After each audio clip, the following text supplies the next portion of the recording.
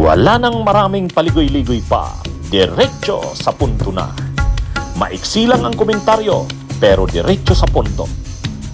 Maraming kuro-kuro, may tiwali, may totoo. Dito, sa puntong diretso tayo. Punto, diretso. Mga kabunyog, kahapon nagrally ang mga DDS doon sa Liwasan. Pumunta si Paulo Marcoleta, yung anak ni Rodante. Pumunta doon sa rally doon sa Liwasan. Kahapon, July 10. Yun sana yung tinatawag nilang Big One. Ay kaya lang ang nangyari sa Big One, bigo na naman. Yung Big One naging bigo na naman. Ang inaasahan nila, dadagsa ang tao. Bakit?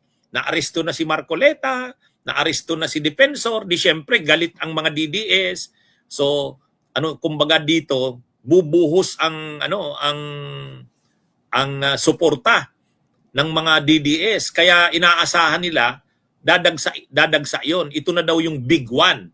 Kasi yung rally daw ng iglesia noong June 30, July 1 at July 2, dry run lang 'yun. Ito na yung Big One. Nandun din si Marcoleta, si Paulo. Tinanong siya tungkol sa kanyang ama kung kumusta. Sabi niya, nagko-cope up naman daw ang kanyang ama. Siyempre, naninibago. Yun na. Dapat ma-realize na ngayon ni Paulo Marcoleta na hindi pwede kasi yung laging mayabang at arugante. 'Di ba? Dapat siya bilang anak siya ni Marcoleta, ma-realize niya na hindi sa lahat ng panahon kayo ang nakakaangat. Hindi sa lahat ng panahon kayo ang mangingibabaw.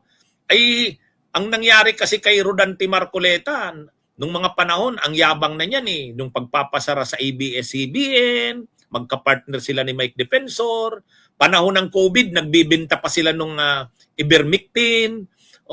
Pagkatapos, yung mga pagdinig sa kamera, muntik na ngang magsuntukan yan si Rodante Marcoleta sa si Paduano, yung congressman ng party list. Abang lingkod, yung taga Bacolod, si Paduano. Kasi napipiko na rin si Paduano kay Marcoleta, masyadong mayabang eh. Ako, nang nakaharap ko si Marcoleta, ayaw kong makipagtalo. Wala naman patutunguhan makipagtalo ka dyan. Alam ko na yung karakter ni Marcoleta. Naalala nyo yun? Kaya, anong sabi sa akin ni Marcoleta noon? I want him to apologize, Mr. Chair. Sabi, I'm sorry, Mr. Chair. I will not apologize. Opinion ko yun.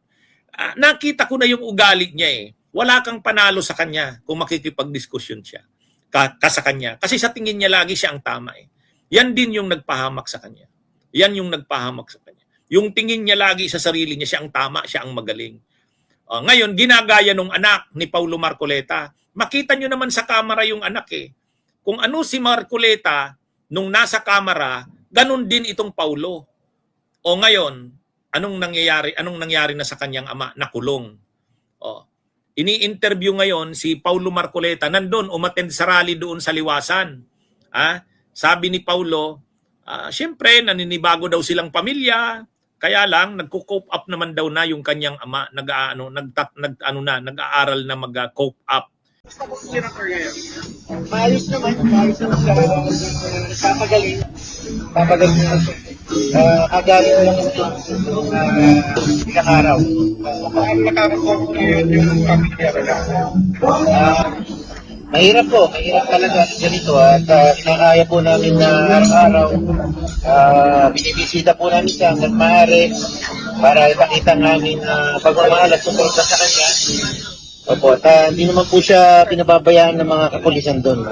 Mabait naman po ang ating mga kapulisan doon sa PNP General Hospital. Yan eh. Yan yun. Sana mahambol sila niyan. Sana magkaroon sila ng humility na tanggapin na rin. Silang mag-ama. Tanggapin na nilang mag-ama. Dapat yung anak ma-realize niya. Mukhang kailangan niya na rin hindi gayahin ang kanyang ama. Di ba? Siyempre, magmamalasakit siya sa kanyang ama. Ama niya yun eh. Pero sana ma-realize na rin nung anak, hindi niya kailangang sundan ang yapak ng kanyang ama. Ang ginagawa kasi ni Paulo Marcoleta dun sa kamera, sinusundan yung yapak ng ama. Kung ano yung ugali ng ama, ganun din ang ginagawa doon sa kamera. Nakikita nyo naman kahit alanganin, nagsasalita. Kahit nakakahiya na yung mga pinagsasabi, sige lang. Ngayon, sa nangyaring ito, dapat ma-realize na rin ni Paulo Marcoleta, hindi yata kailangang sundin niya ang yapak, lahat ng sinasabi ng kanyang ama, yung ginagawa ng kanyang ama, yung style ng kanyang ama, huwag niyang gayahin lahat. Mapapahamak siya. Siyempre, alangan namang itakwil niya ang kanyang ama niya yon. Natural lang, normal lang, magmalasakit siya doon. Pero sana sa ngayon, ma-realize niya rin na congressman na siya, sa GIP party list, sana rin siya ng sarili niyang pangalan. Na siya, hindi yung ugali ng kanyang ama, ginagaya niya. Yung style ng kanyang ama, ginagaya niya. Mapapahamak din siya niyan. Mapapahamak din siya. Kasi ito, mga kabunyog, mga kababayan, dapat ma-realize nila na ang nagpapahamak sa kanila, yung kanila mismong ugali, yung kanila mismong style. Si Lacson nga, piko na kay Marcoleta. Sabi ni Marcoleta, ang mga, ini-insist mo yung mga alam mo, mga salto naman. O di ba? Yung tungkol sa China, yung issue ng West Philippine Sea, ang daming argumento ni Marcoleta. Napipiko na si Lacson. Sabi ni Lacson, wag mo sa aming ipilit yung mga mo tungkol sa China. Salto yan. Kasi sabi ni Marcoleta, wala naman daw sa mapa talaga ang West Philippine Sea. O, di ba? At saka, yung Spratlys Islands, hindi naman daw talaga sa atin yun. O, di ba? O ngayon, sa mga nangyayari na yan sa kanila, kay Rodante, dapat magising na rin yung kanyang anak, si Paulo. Umattend si Paulo dun sa rally sa Liwasan.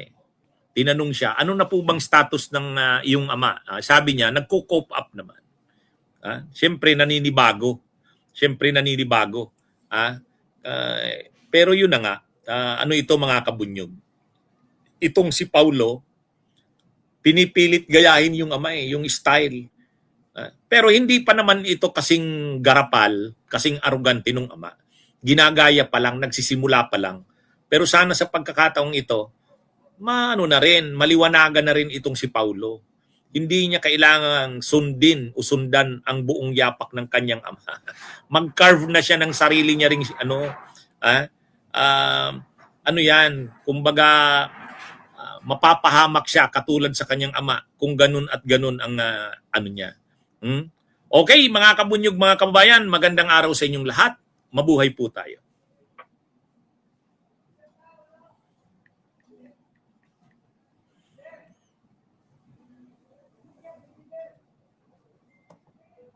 Bunyog, halikan na kasama ka. Bunyog, kapag buklod ay may pag-asa. Luzon, Visayas, Mindanao, isa ang pananaw. Sa bagong Pilipinas ang bunyog isisigaw. Bunyog, bunyog.